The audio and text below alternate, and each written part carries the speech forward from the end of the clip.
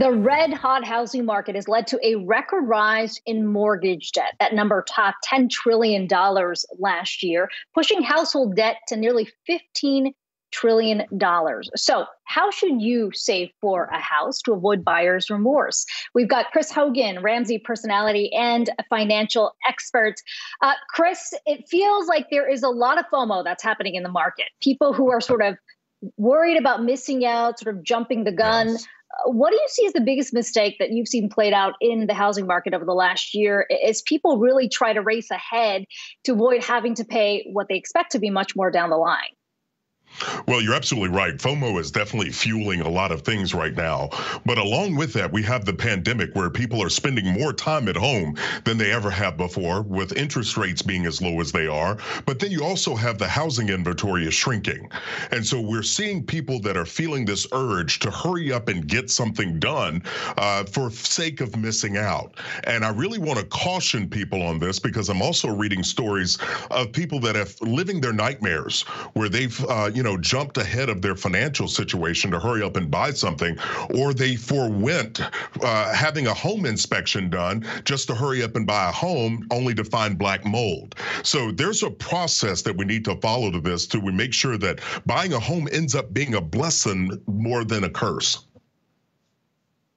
Yeah, and when we talk about that side of it, the excitement around jumping into buying a home, obviously it's pandemic, so a lot of people might just want more space. But on the debt is good front, it's weird because it's a little bit different when we think about inflation expectations starting to go higher and higher. Yeah. Some people might say, look, it'll be easier for me to pay back a mortgage if that indeed happens, at least in the short term. So talk to me about maybe that being a piece of this too, around inflation expectations.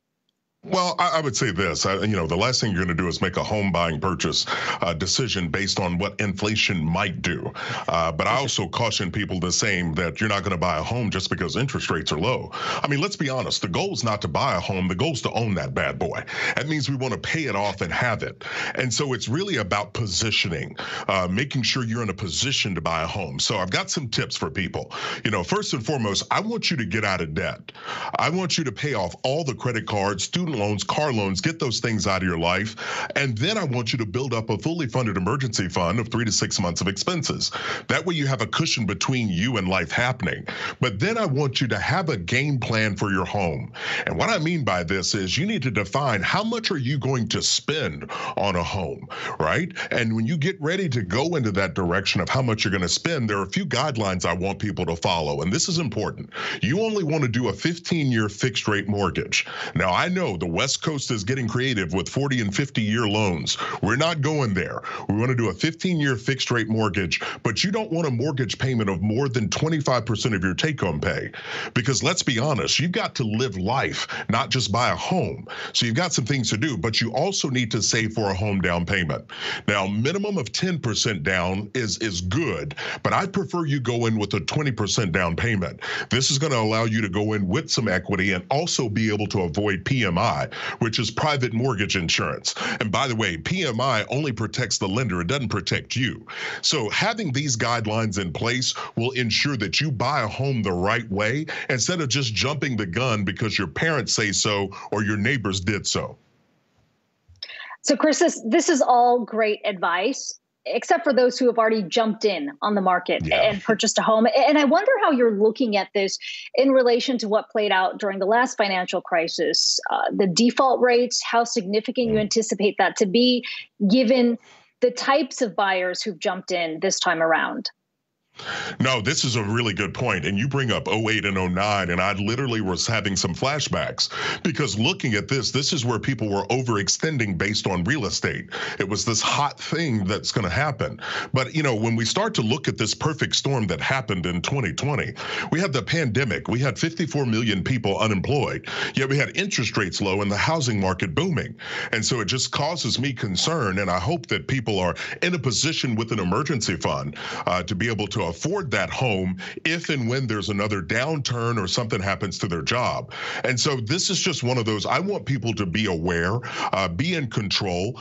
If you did already jump the gun and maybe you bought more home than you can afford, it's really important to start to understand your options. What can you do?